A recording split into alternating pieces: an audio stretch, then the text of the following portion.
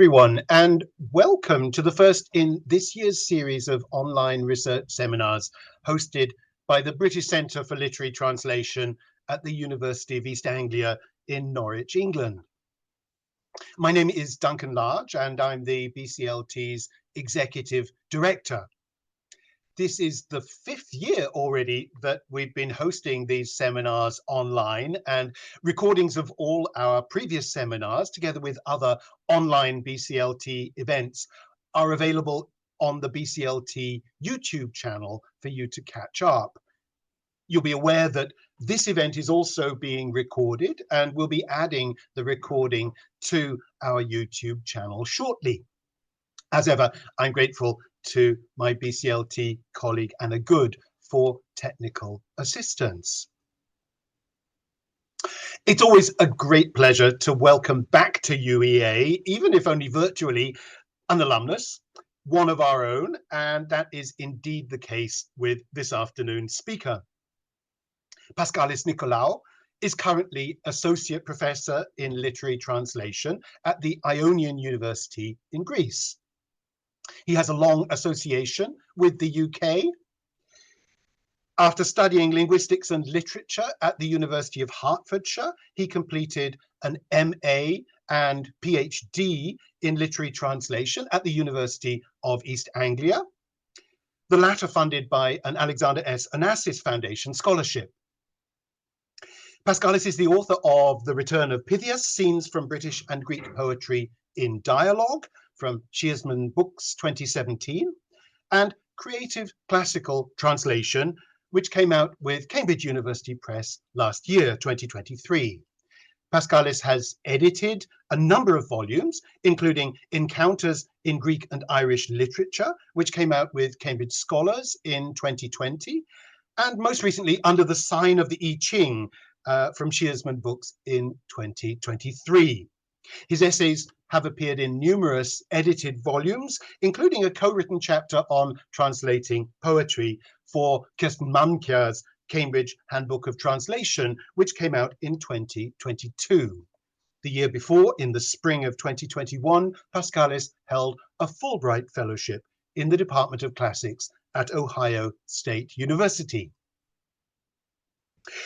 Before I hand over to Paschalis, let me just say that after his talk, we'll have time for questions. We're using the Zoom webinar platform here. So there's a Q&A button for you to use to put your questions. That button is available already now and will be through Paschalis' presentation. So do use the Q&A button for questions.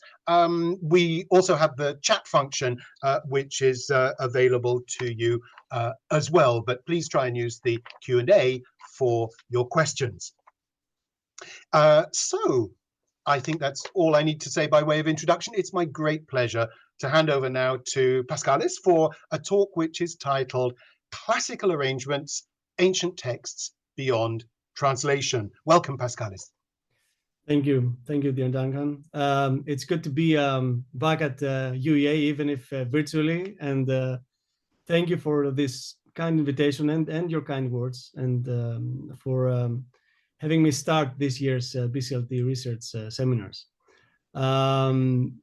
I hope, first of all, let me try and share my screen. All right, can you see this? That's great. All right. Okay, so thank you everyone for joining us online today. I hope I will be forgiven for mentioning several books in the time allocated and not staying too long at any one example. I hope there will be some time for discussing further these titles at the end. So we can go back to the Romans. We must go back to the Romans, to Horace and Cicero, to find a use of translation that is more consciously poetic as leading to improvement of style and form. At the same time, the practices involved in translating classical literature rarely come without layers. As Susan Basnet has recently pointed out, and that's the first quote in this slide, texts from the ancient world have been endlessly reshaped through transcriptions, copies, editions, commentaries, and translations they have been reconfigured through generations of different aesthetic and ideological criteria to the point where it is difficult, if not impossible, to determine what an original might be. That's the end of the quote. How some works were first received, we can mostly try and guess. George Steiner argues this presently on the subject of Sophocles' Antigone, and that's the second quote on this slide. There's no stripping away of interpretive accretions that can take us back to the premiere of the drama, to the phenomenology of its purpose and impact in the 440s BC. The fact of not knowing means that experiments with and idiosyncratic approaches to translation have been observed over the centuries. Yet it is with Ezra Pound that we witness translation, to quote from Stephen Yao's Translation on the Languages of Modernism, as an integral part of the modernist program of cultural renewal, a crucially important mode of writing that is distinct from, yet fundamentally interconnected with, the more traditionally esteemed modes of poetry and prose fiction. And too often it is classical texts. T.S. Eliot and Pound embed stretches of ancient Greek or Latin text in their poetry, and phrasings from the cantos often return to pollinate Pound's actual translations from Sophocles or Euripides. And especially the dialogue of Homeric translation and poetry becomes inescapable throughout modernity, as Steiner again argues elsewhere with new translations, now also consulting creative retellings. Texts such as, and that's the quote, Oden's Shield of Achilles, Ezra Pound's Cantos, or Joyce's Ulysses greatly influence, be it subliminally, both readers and translators of the Iliad and the Odyssey. That's the end of the quote. Pound's is an essentially appropriative understanding of translation, in which the poet-translator can prioritize and amplify aspects of the original and concentrate less on others. Pound instructed against pseudo-archaism. He often lamented what he called, as his phrase, the crust of dead English. And above all, he encouraged experiment. So that is largely what concerns us today. There is serious interest in studying the creative moments engendered by the inevitable resituating of the ancient text in one's present, in any present. This is evident from the titles of volumes such as Henry Stead's A Cockney Catullus, the reception of Catullus in Romantic Britain. You can see it on this slide. And the prolific confluence of classics and the English tradition is surveyed in studies such as Stuart Gillespie's English translation and classical reception towards a new literary history. Gillespie examines the prevalence of classical authors within poetry, as well as the difficulty in locating cutoff points between translation, imitation, and more transgressive practices. Then there's the condensed page of anthologies like Sappho through English poetry, which exemplify again how intensely ancient sensibility courses through anglophone writers. Ovid is another case in point. Several critical works suggest how the afterlife of Ovid's work, and especially the Metamorphoses, have led to redefinitions of translation and textuality. And in terms of creative output, the 1990s and beyond have proved particularly fruitful. So after Ovid, published in 1994, features work by 42 poets. Approaches here range from relatively close English translations to reapplications of an Ovid story to contemporary settings and genres. So everything is included in a sense. There's no specific creative direction taken. And what is more, an ambitious volume like this also helps us track instances of evolution or expansion of translation inside a poet's oeuvre. Consider the fact that 4 contributions by Ted Hughes in this volume were the starting point for one of his final emblematic works, being 1997's Tales from Ovid. Josephine Balmer provides some reasons for the dynamics developing as classical texts are continuously retranslated and or recast in new frames.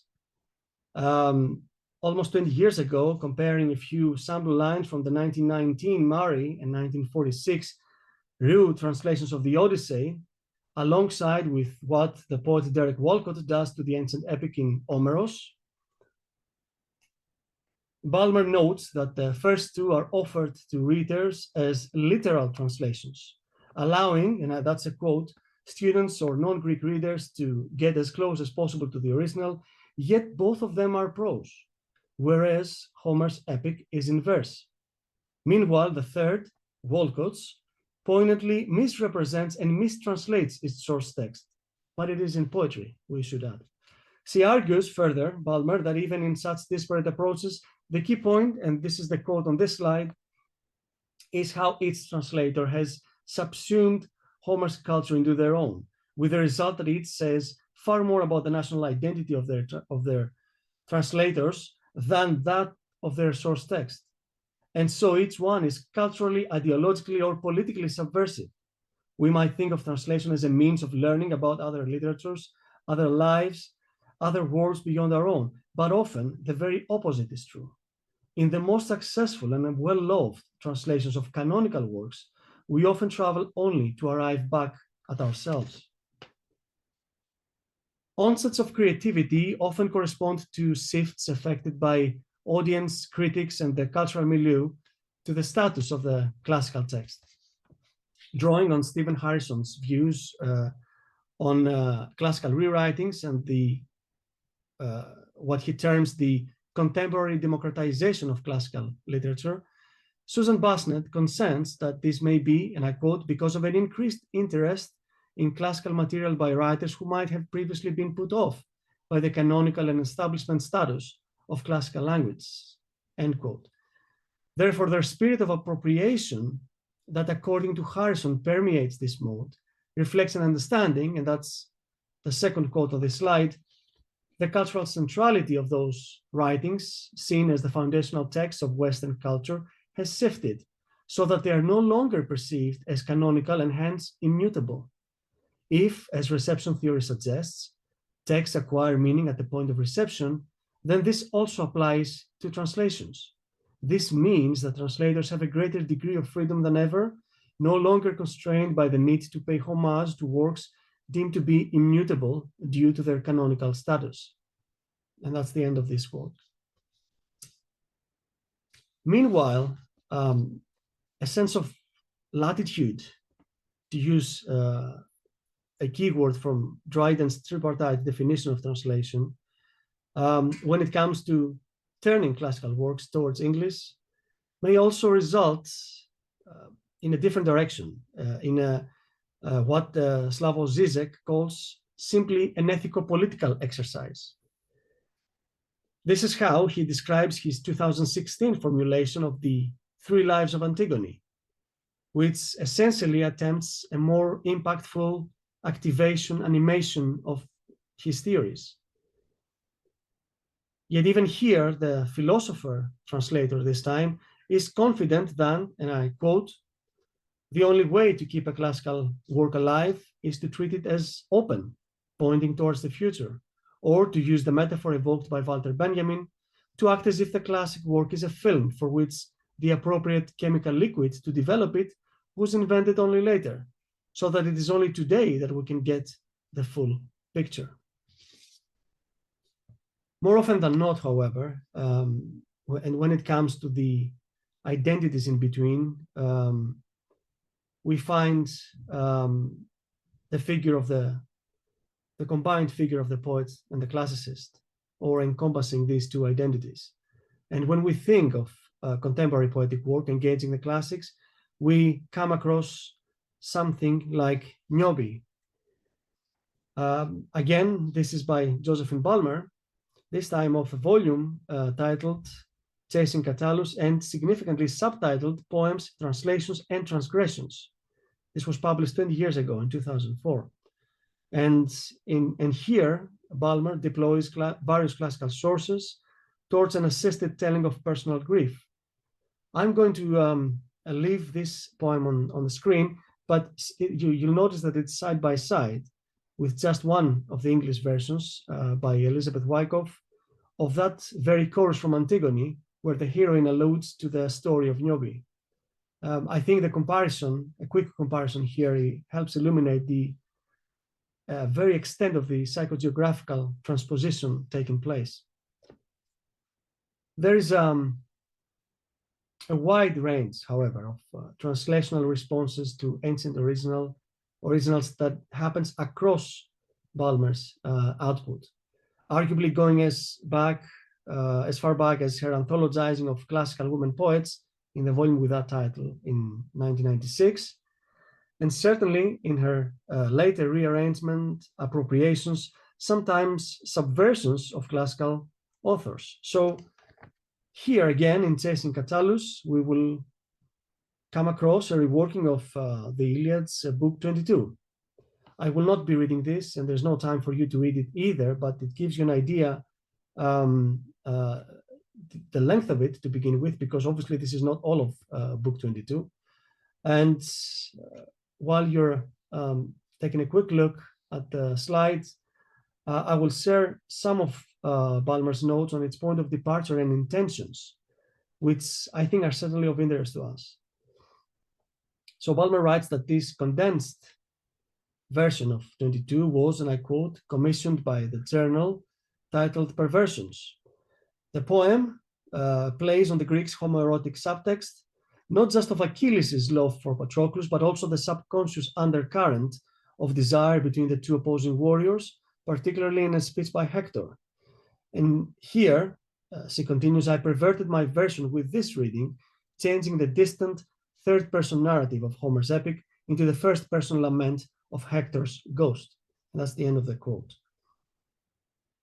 We are not least reminded in this way of how notes and critical comments may illuminate and enhance the poet-translator's creative intentions too. Then there's Balmer's second collection of 2009, The Word for Sorrow. It's the second cover on this slide, where she compares elements of family history in testimonies of, also in testimonies of soldiers from the Gallipoli campaign, with the story of Ovid's exile in the Roman outpost of Tomis.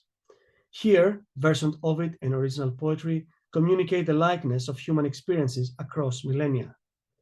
And I should quickly add that the academic side, the academic writing done by Balmer, especially in the last book on this slide, Piecing Together Fragments, published a little more than 10 years ago in 2013, further investigates examples of classical poetry inflecting the authors that come after.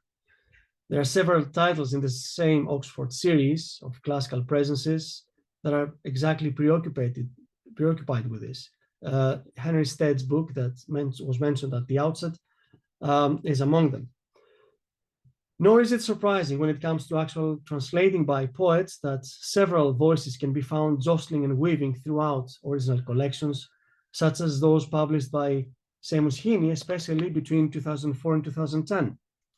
Electric Light, District and Circle, and Human Chain. Recontextualization here means that translations and/or versions are inescapably comprehended inside a new whole, affecting parallels and juxtapositions with a modern consciousness or conversing with a body of work. Not least in this sense, the many terms describing insertions of subjectivity can be promoted to book titles too. Take just one recent example, in Derek Mahon's The Adaptations, 1975-2020, where choruses and passages from Sophocles, Aristophanes, Lucretius, Sextus Propertius, Ovid, and Juvenal take up almost the first 50 pages of a 200-page volume. They are selected, these choruses and passages, they are anthologized by him, they are a part of him. Instances of such translation, in fact, may also serve as an indirect crypto-autobiography. A 2016 posthumously published and unfinished version by Seamus Heaney of book 11 of the Aeneid, and this is the book where the hero descends in the underworld, eventually speaking to his father, who presents to him a prophetic vision of Rome. This work originates 3 decades earlier in translation that was felt important to undertake, meaningful to undertake after the death of Heaney's own father. But, and I'd like to note this dimension as well, it's not just our poets. Increasingly, novelists are accessing the classics too.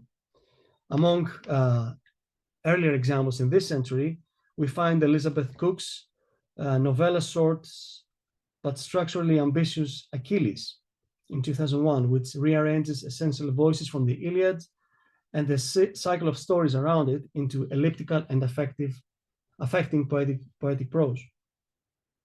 Cook's narrative becomes even more experimental when the third section jump cuts to the time of John Keats and references, among others, Shakespeare, Hazlitt, Milton, and Chapman's Homer, observing thoughts in a creative consciousness as it engages with the inheritance of the classical past. It is, of course, a more straightforward retelling that we find at the end of this spectrum and in recent novelized mythological narratives from the likes of Madeline Miller, Pat Barker, Margaret Atwood, and Emily Hauser. We might argue also that these works are, well, beyond our remit here. But the afterword of Ursula Le Guin's novel, Lavinia, pronounces exactly on some of the whys of fiction instead of translation. Virgil's poetry, writes Le Guin in that afterword, is so, and I quote, profoundly musical. It's so intrinsic to the sound and order of the words that it is essentially untranslatable. Even Dryden, even Fitzgerald couldn't capture the magic. But a translator's yearning to identify with the text cannot be repressed. This is what urged me to take some scenes, some hints, some foreshadowings from the epic and make them into a novel, a translation into a different form, partial, marginal, but in intent at least, faithful. And that is a novelist writing this. It is in the realm of poetry, however, where the most poignant ventriloquisms and radical recontextualizations arrive, often as the likes of Louis Gluck, Anne Carson, and Alicia Stallings, who is currently, I should add, the Oxford Professor of Poetry, come to terms with both personal or key sociocultural events in the present. And then there's the visual and the verbal, which become often more integrated in this context. In 2016, and still being 30 poems versions drawn from Virgil's Georgics by Simon Armitage, we have 26 also century-old photos from the Battle of the Somme. The result is a joint comment on the movements and devastation of wars on the European landscape. In another recent example, the pages of After Callimachus in 2020 see the poet Stephanie Burt, and I quote, reflect, interpret, adapt, respond to, and sometimes simply translate the poems and parts of poems that the ancient poet Callimachus wrote. The hybridity in her approach becomes clearer in a further few sentences drawn from her imitator's note at the beginning. That's the title she gives to her introduction. And I quote, the English verses in this book should not be mistaken for consistently accurate scholarly translations. Such translations already exist. Some of the English here closely imitates or directly translates Callimachus's Greek. Much of it does not. In adapting Callimachus's surviving complete poems, and even more so his many fragments, I have made cuts, expanded on his metaphors, provided new metaphors, fleshed out situations he leaves implicit, imposed other situations whose modern details the original Alexandrian could not have imagined, based English phrases as much on the sounds of the Greek as on its literal sense, and sometimes aggressively modernized his work. If this book is a work of translation, and I hope it is, she insists, it is also science fiction or alternative history, end quote. In terms of a creative situating of translation work, it is with Anne Carson, however, that a wider gamut of directions may be observed. This is her, there's her investigation of textual absences in If Not Winter, the fragments of Sappho in 2003.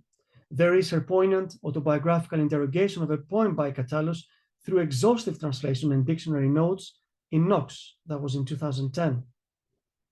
There is that composite N Orestia in 2009 and notes the emphasis on the indefinite article, which collates dramas on that myth cycle, charting developments in theme and stagecraft.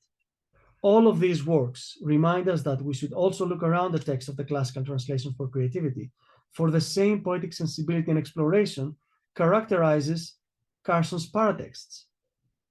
We often witness their poetry providing solutions to translational problems. The ancient content is amplified and explained through references to modern art, including our relationship with photography, painting, and cinema. And there's further a blurring of boundaries, suggestive of how the translating act is also an act of criticism, one that leads then to further verse. Carson will adopt the voice of Euripides and imagine his own response to his critics at the end of Grief Lessons. It's the cover of this book is the last one on this slide. The tragedian thus appears inhabited by or possessing the translator. Carson's then prefatory note to her translation of Bacchae, it's the second image on this slide, in 2015, and even earlier in the second edition of Antigonic, comes in the form of a poem. She herself has commented in an interview that I'm going to quote, "I put scholarly projects and so-called creative projects side by side in my workspace, and I cross back and forth between them or move sentences back and forth between them and so cause them to permeate one another." In that same interview, a bit further on, Carson reflects that she generally tries to, and that's another quote, "work first and most attentively out of the grammar, syntax, allusions of the original, while keeping the language alive in a way that interests me, then later crazy it up, if that seems appropriate. I put Hegel and Brecht into Antigonic because those readings of her are part of how she lives in our minds. I put Beckett in because Antigone would have liked him." That's the end of the quote. And up until Norma Jean Baker of Troy, this was a 2019 Melologue, that's how Carson terms it, that was performed in New York. You can see the sort of a blurb for this book here also, the main sort of starting point. It was Antigonic that was perhaps Carson's most experimental work of classical versioning. Handwritten, as you can see, in all caps and interspersed with illustrations by Bianca Stone. The result then lies somewhere between an ancient drama picture book and an elliptical graphic novel. The ways that text and images overlap here through translucent vellum paper prompted several reviewers, and one of them was Josephine Balmer, to ask, and that's a quote from Balmer's review, "How far are the illustrations meant to correlate with the written text?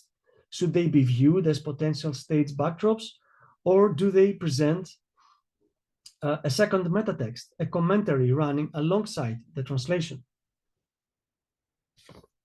And as an aside, as a quick aside, there is actually very recently a comic done by the visual artist Rosanna Bruno and Anne Carson of Euripides' Trojan Woman. But again, also on the subject of the dialogue between the creative and the critical that Carson started us off, there is the recent rearticulation of Martial by Sam Riviere in a book titled After Fame that follows in the same vein, I would think. Riviere too senses some core values in the original and explodes it into self-aware textuality. In After Fame, he selects only the first book of Martial, and what his publisher suggests is, and that's a quote from Faber, a discursive rendering. And then in more detail on Faber's website, we read about how this Martial, and I quote, is pitched between translation and new writing and challenges the integrity of both categories, dramatizing the obscurity of its source, refraining from easy equivalences, while insisting on its contemporary relevance. That's the end of the quote.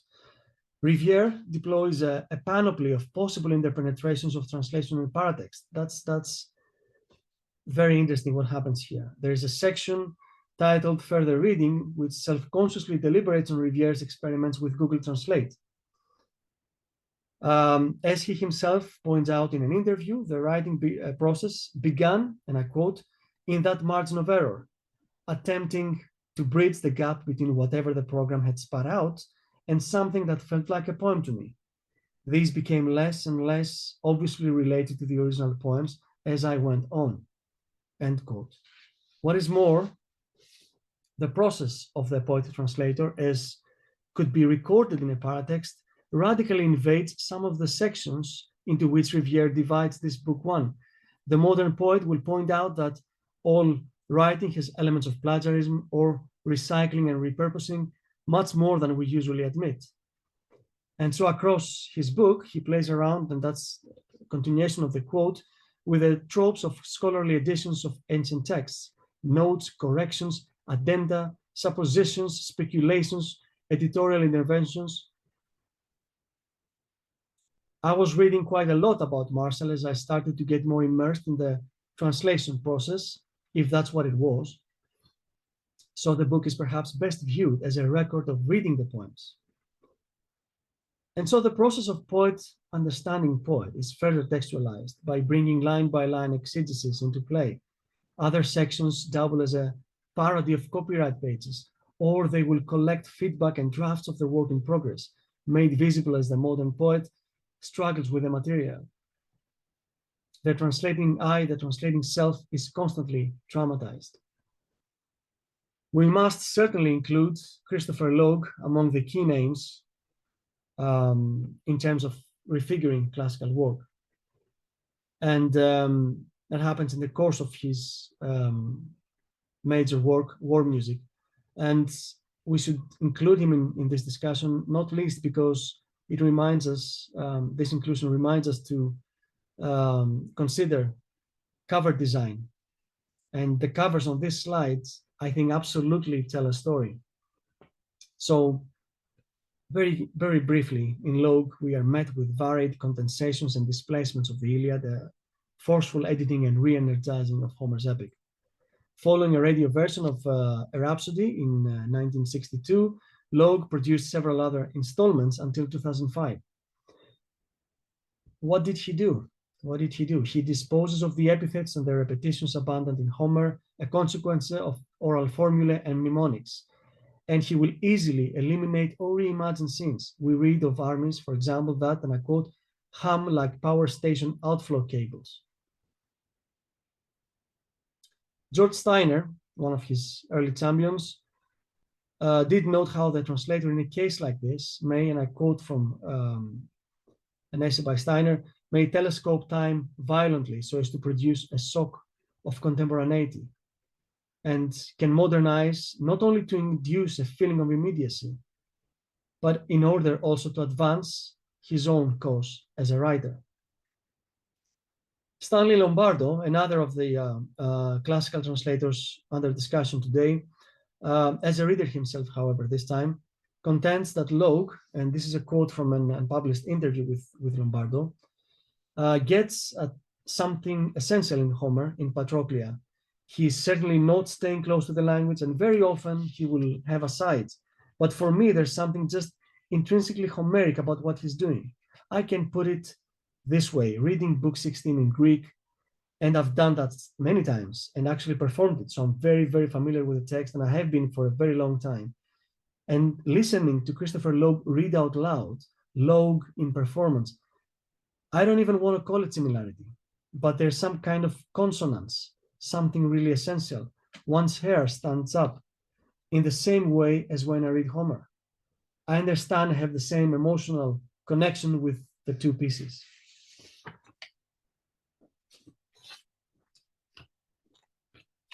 It should also interest us that during the next few decades,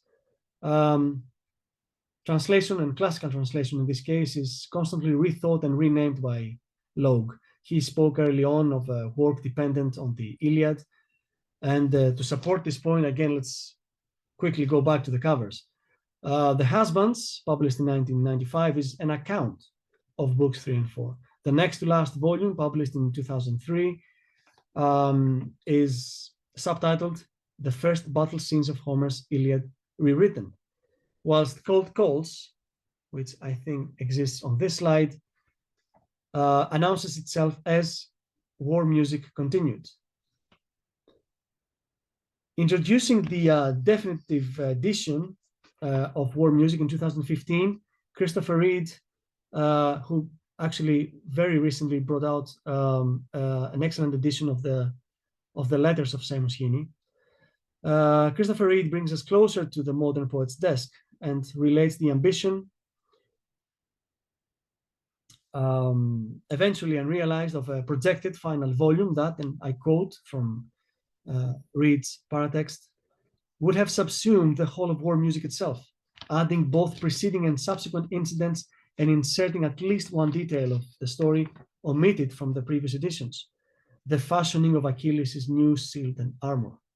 In my own searches through Logue's working papers, I was sorry not to have found even a scrap of verse relating to this last item, especially as there is a tantalizing note in prose, typed and pasted onto a page in one of the files, in which he suggests how his treatment will differ from Homer's, and that's a quote from Logue himself. At the end of Book 18, Homer describes the creation in heaven of a new shield. The new shield's face is covered with designs that show the world as Homer knew it. This passage will be extended. The pictures on the shield will reflect our world again. It is, I think, just a brief comment here, it is somehow apt that this such an iconic moment is entirely missing from War Music, because the rest of what the British poet delivered to us in over many decades, in many respects, does exist as also a wholly contemporary, recomposed shield of Achilles. Logue is not the first, or certainly the last, to realize that a creative arrangement of translation begins with how one chooses to call it. Similarly, Alice Oswald's Memorial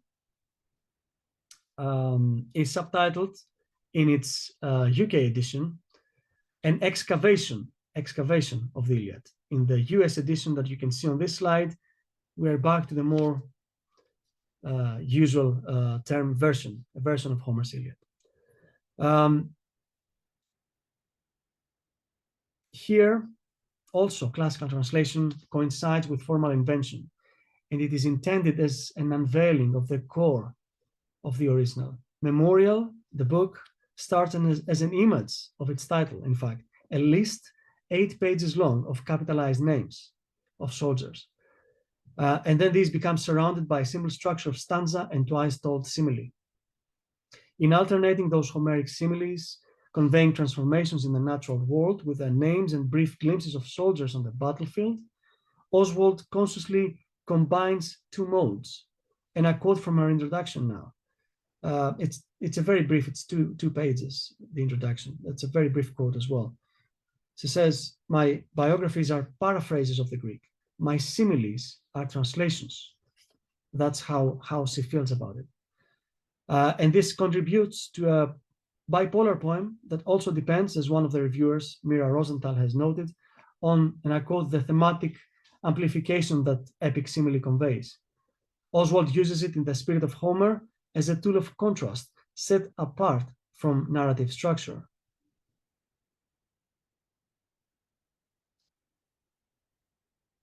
This rediscovery of orality, the effort to restage this dimension in the originals, is not limited to more creative reworkings of Homer's epics.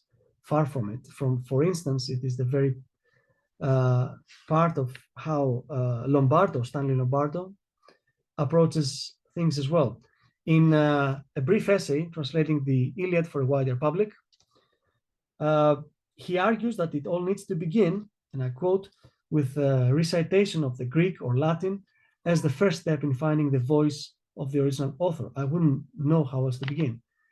And it culminates in a voiced performance of an English text, the translation that I work out while imagining that I'm performing it to an audience. The overall movement in my practice is from the Greek text as a transcript of an original performance to an English text as a script for a new performance. At the center of this process is finding the voice of the original author, both through his characters and as narrator. But to return to very quickly to return to Oswald and to one of our next books, 2020's Nobody. You can see the cover on this slide. The visual is not neglected either.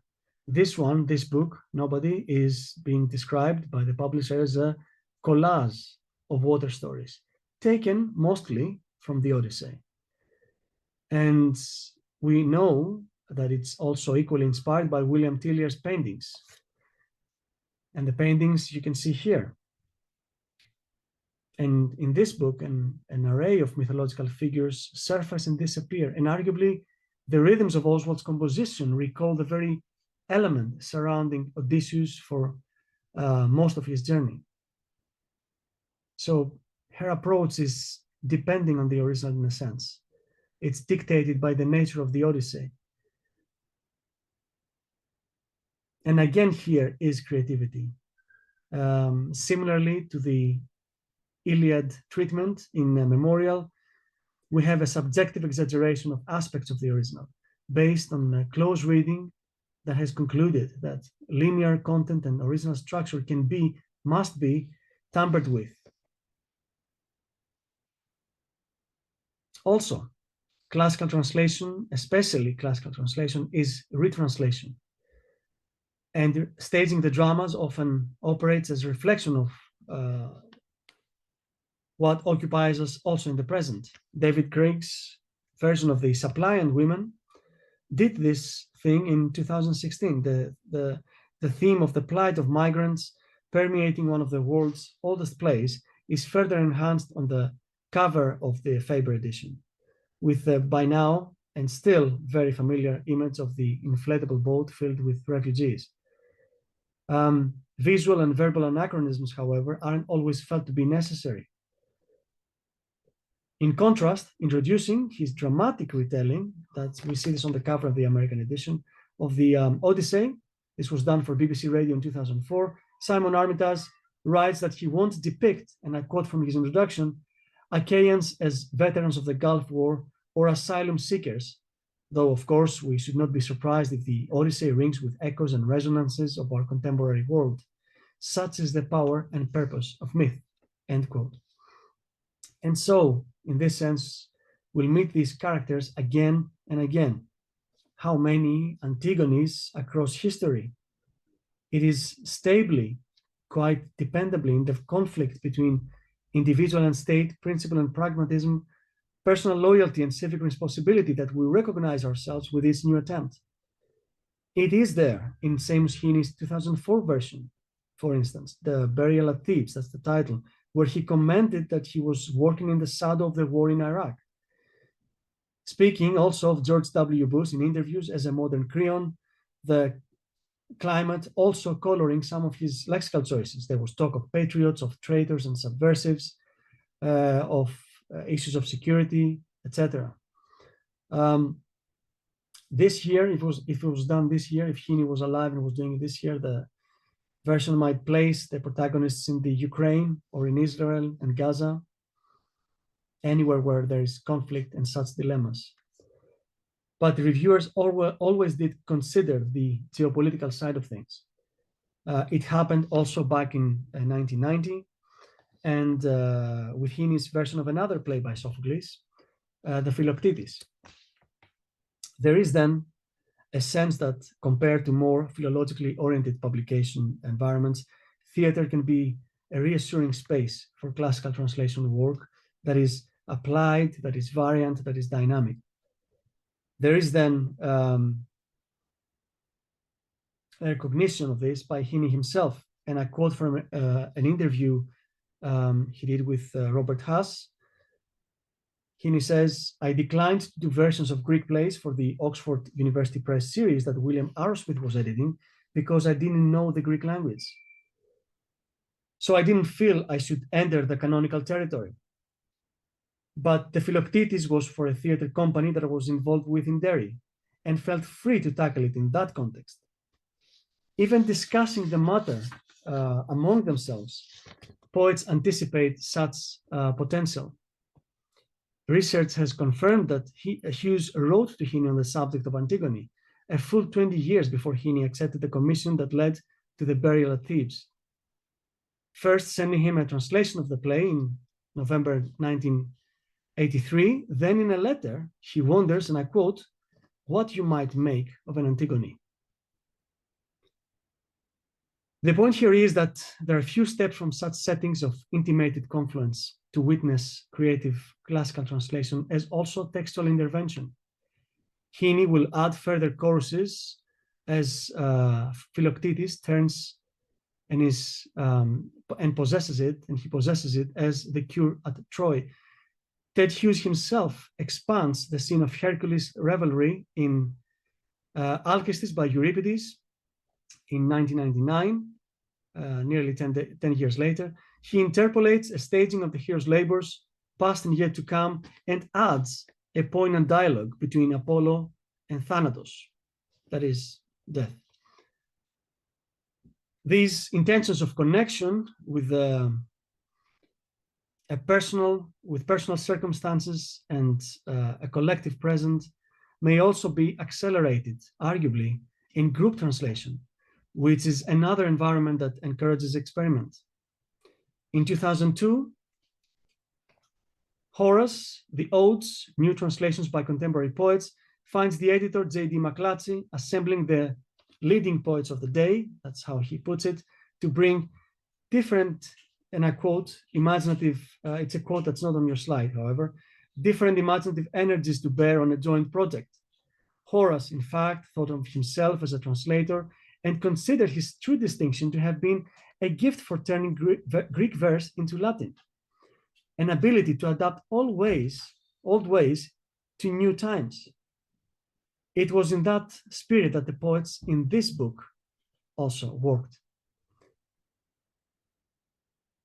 Creativity in classical translation manifests here as a spectrum rather than some consistent direction. And taken together, these dissimilar English iterations of the Odes also serve to affirm Horace's modernity. Its poetic sensibility is made able to submit its own technique to the classical poet's preoccupations. Then, nearly 20 years later, in 2022, we have the publication of Tales of Dionysus, the Dionysiaca of Nonnus of Panopolis.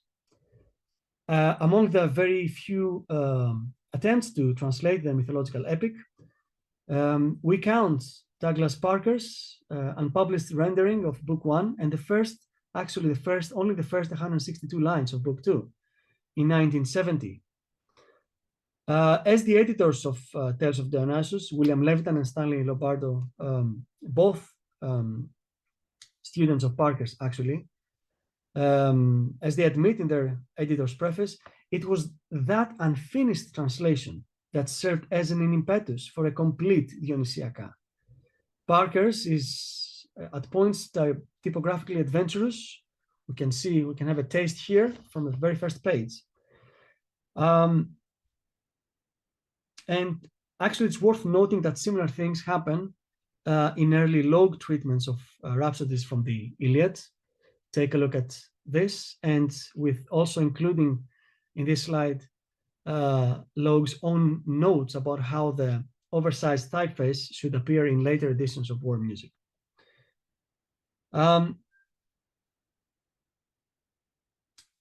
Also, it is also part of how translators will try to reflect the fact that the epic poem by Nonnus keeps shifting shape.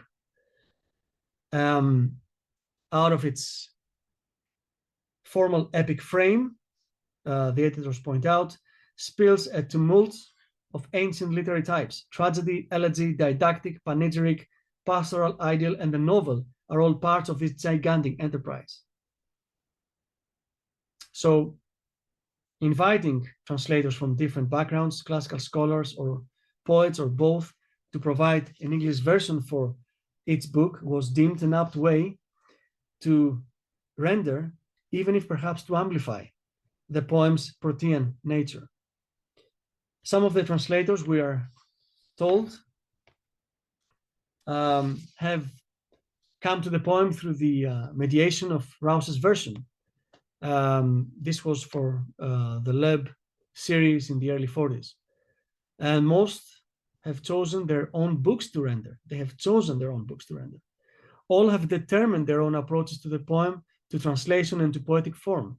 This is also by design. As editors, we did not seek a unison of voices, or even a harmony for that matter. The stress has always been on the soloist, on the choices each translator has made, and we have done what we could to encourage each writer's distinctive tones. Creativity in this context, then, relates to how editors conceptualize and hope to reflect the polyphony of this particular original.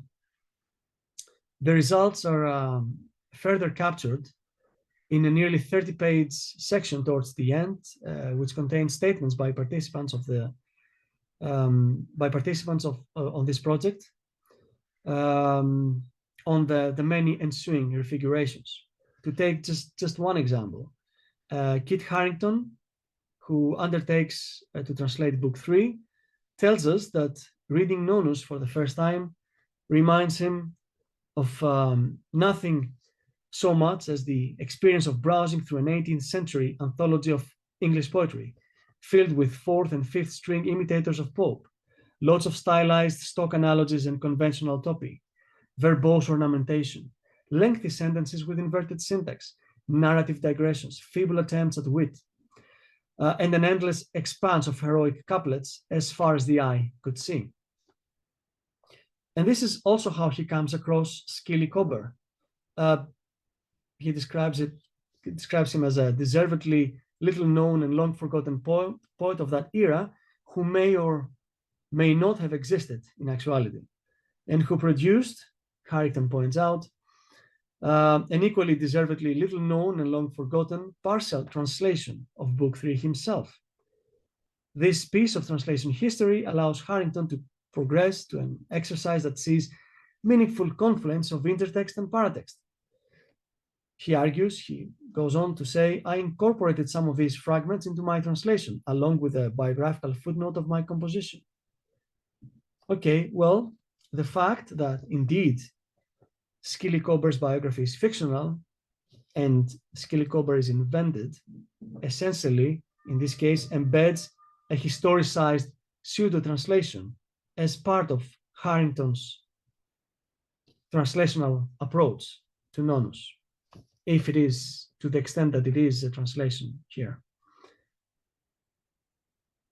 Further, another point in the context of assembly, also though, of collocated classical translations, we equally find instances of multiplication that should interest us. Horace and the Thunder, being a translation of Ode 134 by Seamus Heaney, was published in the immediate aftermath of the 9/11 attacks in the Irish Times. And it allows, as we can see, the Irish poet to contemplate what occurred that September. The translated ode, and it's not exactly a translated ode. In this slide, you can see the whole poem. The last 4 lines are not in Horace at all. They are not even adapted. They are included, added by Seamus Heaney to what is a version up to that point, perhaps. So this was then republished by Amnesty International in 2004, along with 24 translations of Heaney's translation. And the multiples here iterate perhaps Heaney's initial thematic realization and serve perhaps to confirm it further through a palimpsest of voices. Translation then here is collective action, and it happens in the surface of cultural memory. I wish to close this array of varied, as much as I could, varied examples by somewhat paradoxically returning to translation proper. Because I think subversive imaginative attitudes are not only tied to translation as experiment, as creative writing in a sense. There's also Emily Wilson's 2017 translation of the Odyssey. And here the gender of the one who translates is noted by most reviewers, but before that, in an essay, it is significant for Wilson herself, who writes, and this is a quote note in this slide, the gendered metaphor of the faithful translation, whose worth is always secondary to that of a male-authored original, acquires a particular edge in the context of a translation by a woman of the Odyssey, a poem that is deeply invested in female fidelity and male dominance. In this context, then, there's also some sort of counter-argument for responses to the classics that are felt to be going well beyond translation. In fact, Wilson asserts a definition, a priority of translation as more crucial to the validity, in her case, of a feminist positioning towards the classics. Being the first woman to translate the Odyssey into English, it would be possible, perhaps, she tells us, and this is the quote on your screen, for a feminist translator simply to not translate androcentric texts like the Odyssey. One might instead choose to translate the works of neglected, non-anglophone, non-white women writers, although there are not many of these surviving in ancient Greek. Or one might choose to produce not a translation, but a creative response to Homer, like Alice Oswald's Memorial, a work that we discussed earlier, or Margaret Atwood's Penelopiad, also mentioned earlier. But if no feminists translate classical texts, then students and general readers will have to rely on translations that inscribe uncritical modern assumptions about sex and gender. I felt a responsibility to provide Greekless readers with a reliable, authoritative substitute for the Greek text that would take its complex representations of societal inequality, including gender inequality, more seriously than I felt had been done before. And that's the end of this quote. And her argument, in a sense, is that a proper translation indeed is needed first, at least for her purposes. In closing, I would argue that myself that such examinations of creative encounters with the classics as surveyed today produce a more rapid understanding of the range of possibilities from translation proper to recontextualization to reworking to intertextual embedding of a translated text, as well as the often permeable boundaries between translation and non-translation, the different lines crossed, and if there are lines crossed, that also depends on the historical period as well. The question with classical translation into English, and not just into English, of course, is essentially one of duration. What makes this literature survive, its heroes retold, its settings revisited, the need to return to Achilles, to Orestes, to Antigone and others happens also because in the process we'll keep necessarily, in this sense, encountering these characters, and we will encounter them in new ways and forms in which to reflect what is diachronic, what is always with us, and to re-arrive, to borrow that from the quote from Josephine Balmer earlier, to help us re-arrive back at ourselves. Thank you very much for listening. These are some of the works cited.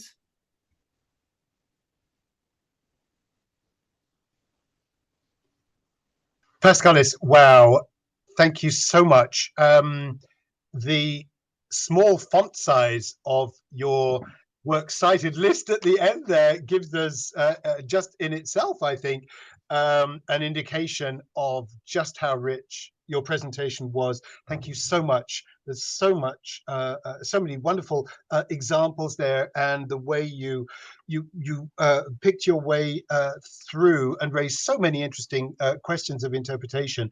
I'm sure will have sparked off a lot of questions among our audience. So can I, at this point, invite our audience, please, to share your questions using the Q&A button. Paschalis, I wonder if I might then start by just thinking about the wonderful richness and the variety of creative approaches that you've presented us with today. I'm just wondering whether, in a way, what one might argue, you might argue that actually creative translations of classical texts, it's kind of the definition of what creative translation is and can be, and that this using these classical texts, poets and other translators have kind of, it's almost a kind of object lesson in the potential of translation, because the assumption is that the if you like, the basic plots or the underlying poems will already be familiar. As you said towards the end of your presentation, we're talking about retranslations here, and therefore the opportunity is there to be more creative, perhaps, than with other kinds of text, more recent texts, which one can assume readers will be less familiar with. I wonder whether, I mean, does that, would you argue then that classical texts are a kind of object lesson in creative potential of translation itself? Yes, Duncan, I agree. It serves as a bit of a matrix, as a bit of a grid of the whole range of possibilities. You can have creative translation, if you know, to use this term everywhere, in any sort of response to a modern poet, perhaps, or a modern author. The distance from the ancient past, the distance from these authors, also in a way frees us more, and there's a greater duration in which these translational approaches have taken place. So in the history of translation, you will find a range that is difficult to observe in the relationships between modern authors. So that in itself is important, and there's no the copyright aspect, and so that matters, I think, in a sense. So there's the duration, and there's also the effort to use many of these texts as a sort of not as originals exactly, but as parables, as we're not so often. I don't want to generalize here. We're not so often concerned with the style and the stylistic characteristics of some of these originals. We were talking more often about the characters and the settings and the meanings of the relationships between characters in that plot. So they serve as a sort of a starting point. It's easier to have these texts as a starting point for something that is more deliberately creative. And again, obviously, it has to be said, I cannot exactly do that sort of thing with a modern poet, or I need to frame it a bit differently. There's all sorts of legal requirements, so to speak, that also are involved.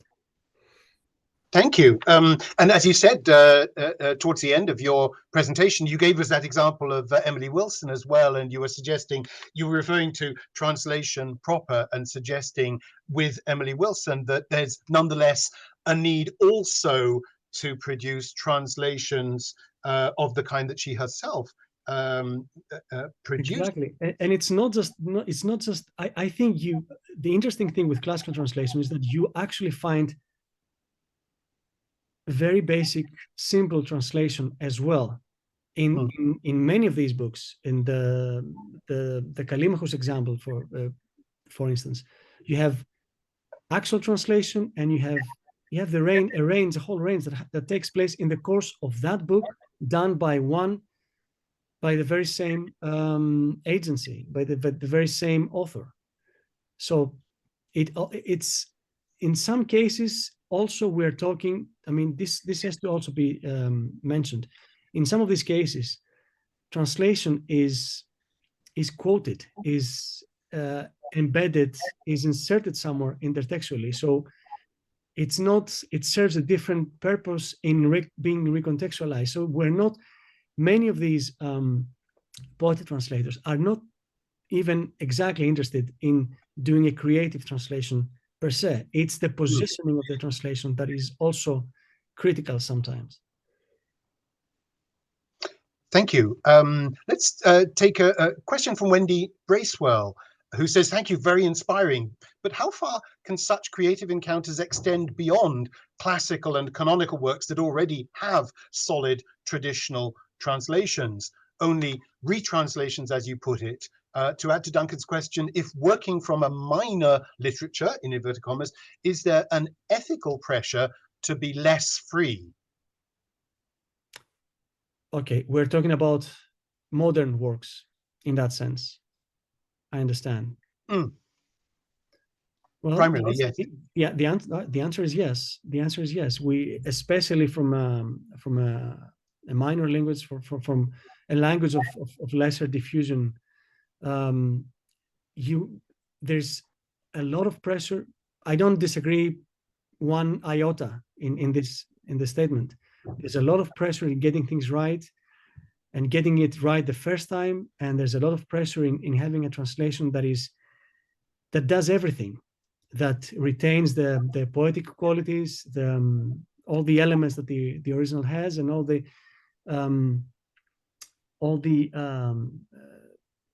particularities and fluctuations of the author style, and exists as literature and exists as a translation. So it's harder, and I speak from experience. This also is the case with modern Greek poets and authors. You cannot exactly use some of these. You can really go on a creative writing exercise, or use that material as a stepping stone for something else. Or if you do that, your position matters, and how you announce this thing also matters. You cannot quite do it clandestinely, so to speak. Wendy adds, the writer, not necessarily modern. I'm working on canonical 16th century Croatian poems. Well, again, it's the first time that this Croatian poet is being translated. I'm going to assume in that scenario, the pressure will be there, and in a sense, it should be there. It's kind of, I think it's kind of normal. But the other argument applies also. If there are 5 different translations of this Croatian poet, then you can do things. You have to find an angle to begin with. Why are you doing a 6th translation of this Croatian poet? What is the point in this? Is it to sort of, in a sense, to repackage the content for a new generation of readers? It is because the language of the previous translation is the language of 1920s. Is it either way? You have to find a sort of there has to be something new there. So, thank you. A question from Robert, who I believe will be Robert Carson, my colleague here at UEA, who says, hello, Paschalis, thank you so much for your fascinating talk. I work as a theatre director and have always found Kenneth MacLeish's versions the most fluent and accessible. Did you deliberately leave him out of your analysis? I would say they should be considered modern classics when it comes to the presentation of these plays in the theatre. Well, no, not intentionally. I'm going to make a note. So we're talking about not versions of these plays. We're talking about something that is that can be performed on stage and stays close to the original. Is that, in that sense, we're talking about these translations in that sense, not in the sense that we would talk about translations by Seamus Heaney or Ted Hughes? If so, it's worth noting. It's worth noting the differences in status, perhaps, between these names. Okay, thank you. Yes, on that question of terminology about whether it's a version, a question from Dionysios Kapsaskis, who says, "Hi Paschalis, it's nice to see you here. I was struck by the fact that several of the authors that you've mentioned are trying explicitly to distance themselves from the idea of translation. This suggests that the word has limited value for them, especially when working with texts of such authority. In a sense, though, this is opposite to what many translation theorists do these days, as they seek to enlarge the concept of translation to encompass a broader range of textual engagements. I'd be interested," says Dionysios, "be interested in your comments, for instance, in view of Derrida's deconstruction of translation proper, in inverted commas, although feel free to take a different angle." Well, I think that the point is first of all, many of these poetry translators are using different. It's not just one case. I'm going to recall the example of Alice Oswald and her terming memorial and excavation. Christopher Logue kept renaming. He was undecided. It's not even a term that exists, that is championed to exist in contradistinction to translation. But all of these terms, I think version is the one that we kind of agree that has a more personal bent and includes some sort of doing things with the original, some level of doing this. So, and it's the one that we use more commonly. But even there are discrepancies. I don't know if Derrida and the binary opposites here have. I think in some respects, poetry translators need to find their own relationship. It's not. I don't think it's exactly a point of theory in this case. Maybe Anne Carson, someone like Anne Carson, has deliberated on this more forcefully. But in most cases, it's more about orientation. In like, how do I? Any of these terms is always in relation to translation. It always finds. Essentially, it is also a comment on the limits on where is the red line, where are the cutoff points, where does translation stop and something else begins. So any of these terms kind of has translation in square brackets next to it, I would say. So it's more of I think it's part of a creative process more clearly than at least on the part of the poets, of the poetry translators. It's not so much, the sense that I have is that it's not so much an exercise in theoretical positioning. It's more of a, what am I doing and how do I suggest this, what I'm doing, to the reader? What would be a way to sort of also energize my process, to also tell me, to give a name to what I'm doing so that it actually can keep doing it in a consistent way. So it's a sort of a self-definition involved as well, I think. Thank you. Yes, I was struck by how, firstly, how varied the range of terms was taken across your corpus.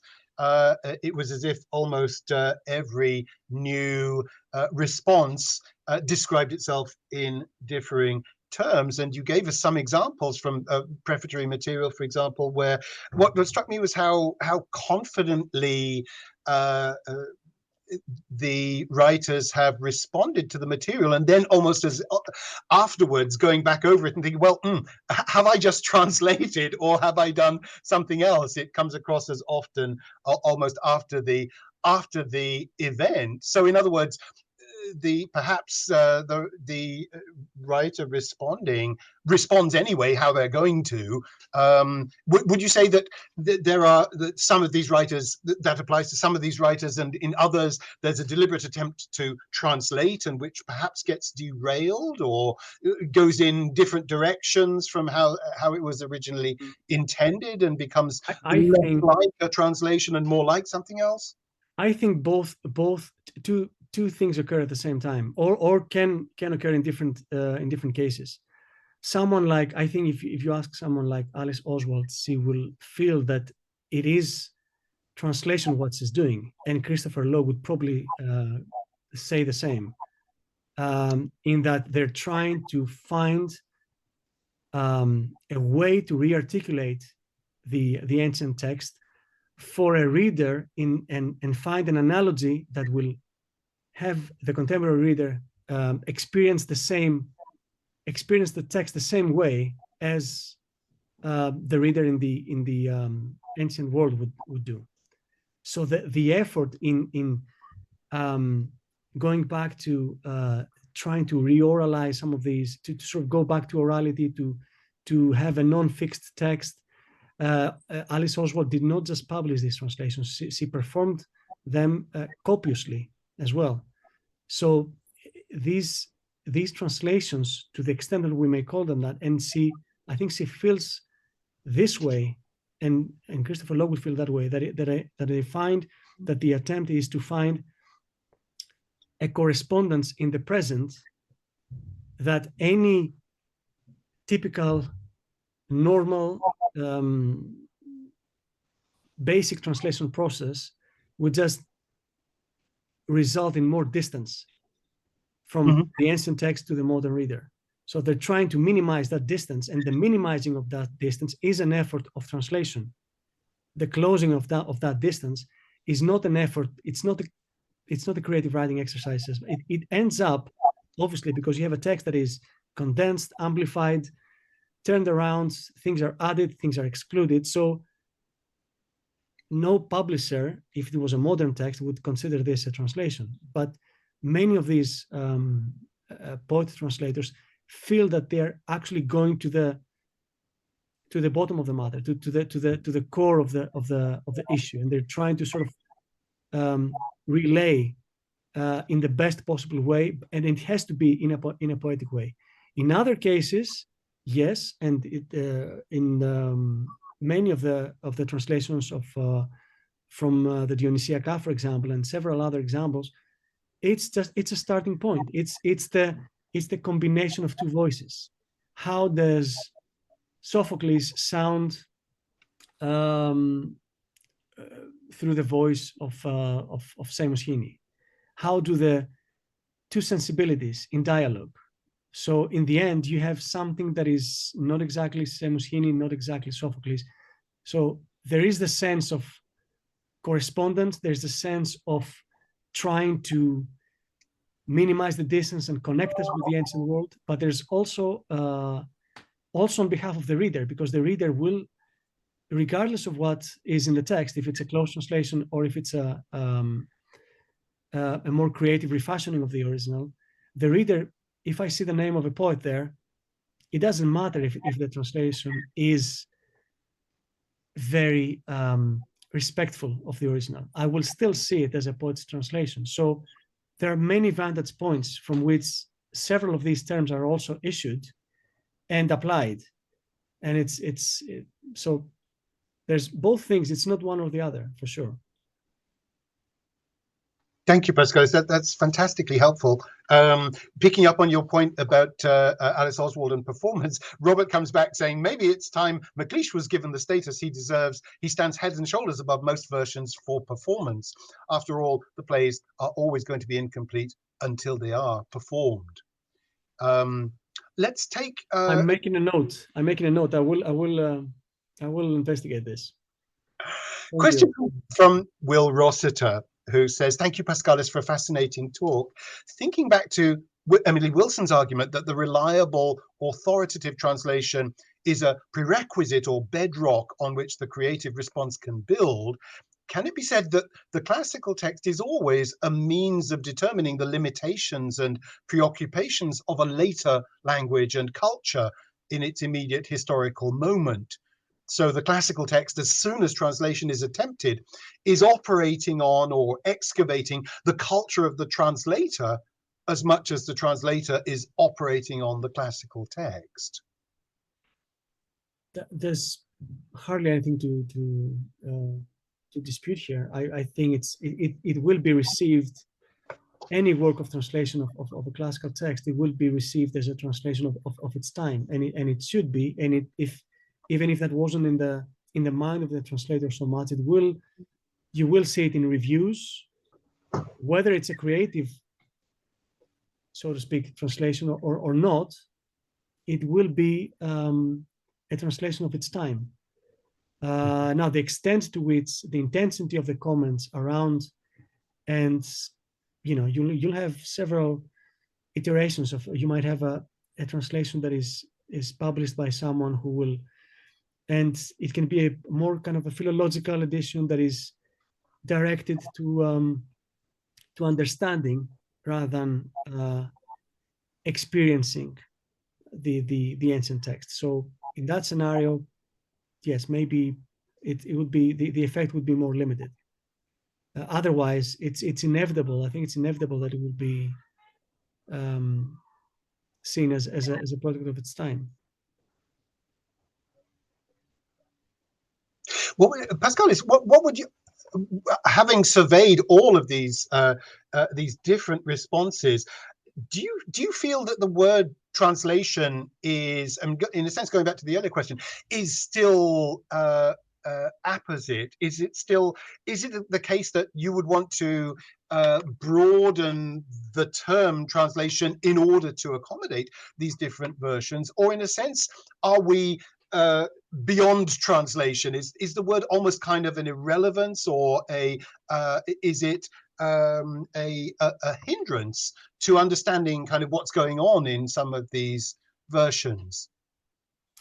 No, I think we need it. It's we proceed to measure the degree of distance from an original by having some sort of category in our minds.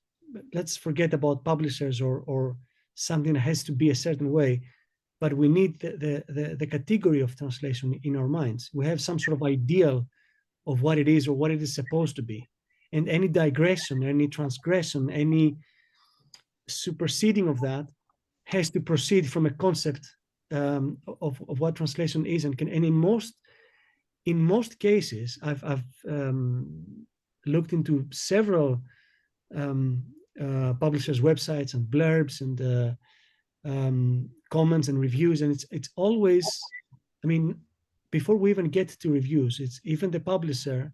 I've read many Faber sort of brief statements about the translation, like the one that I mentioned earlier by Sam Riviere. And it's always, is it translation? And the same applies to Christopher Logue. Is it translation? It's not translation. It's actually this. But any discussion like that will begin from the category of translation. How far from translation it is, how far the author thinks it is, how far this audience in this moment in time feels it is, and sometimes how does the publisher themselves, how do they frame it? How do they sell this thing? They might have a different idea about it or a clearer idea about it than the translator or the poet translator had. Thank you. We're running out of time, but I'd like to take a couple more questions. Firstly, from Dana, who says, thank you for a great talk indeed. What translations of ancient texts would you define that you would define as canonical and recommend us to read before undertaking before reading experimental / creative new versions? Thank you. So some reading guidance, I think, requested from Dana there. What translations of ancient texts would you define as canonical and recommend to be read before under experimental stroke creative new versions? Or perhaps you would want to argue, I mean, is that the right way round? Or would you want to argue that the different kinds of translation be read in parallel, or the more creative version first? I don't know. I think it's in a sense, I don't think there's a right answer. In a sense, it's all of the above, and it's also a bit like the movies. You sometimes you watch a great movie, you realize it's based on a novel. Okay, if chances are that you're not going to read the book, then then someone who would instruct you or instruct how to do it, yes, you would be. I think the experience is richer if you see something in all its iterations. Start from the original, and sometimes, often I read even some of the novels that I will read in English. I will also read the Greek translation to sort of see what's happening. It doesn't even have to be a translation that digresses from the original, because the understanding the nuanced understanding of the translator also kind of gives you insights, takes you back to the original as well. A creative, if I can read a creative version of a version, that's kind of redundant, a version of Catullus, and takes me back to the Logue editions of Catullus, fine. Otherwise, I don't think that. I mean, you could say, I could easily say, okay, Homer, Aeschylus, Euripides, Sophocles, Sappho, Ovid. I mean, to start with the Greeks, and then you move on to Virgil, Ovid, etc. But I think it's not, the direction doesn't matter. What matters is to be prepared to not stick with just responses or creative readings of an original, and also go back to the source. If I'm prepared to do that, if I'm ready to do that, I don't think the direction matters so much. Thank you. A final question now. It's come through as a question from the Ibadan Literary Society. Now, I know that Olakunbi Olasope in the chat earlier said that you were following us from the University of Ibadan, so perhaps it's you. But anyway, thank you, Paschalis. That was an exciting and thought-provoking presentation.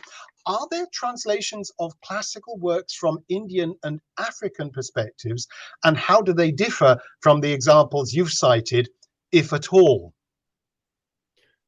Okay, well, that is interesting. I would not claim to know much about the African, from an African perspective. I simply don't know. There are definitely canonical Indian works.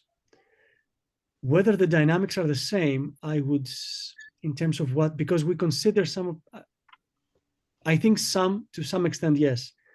But then Homer is also seen as a sort of a bedrock, a sort of a emblematic of Western culture, or sort of a starting point. So, and it's not just India. You can go also to China as well. There's a it's interesting because in a sense the world is kind of split between East and West. It's still kind of like that, even when it comes to classical texts. We are not as aware, we're not as in contact with the canonical works from China and India as we should be. I think the opposite is, however, I think they are. I think Homer is way more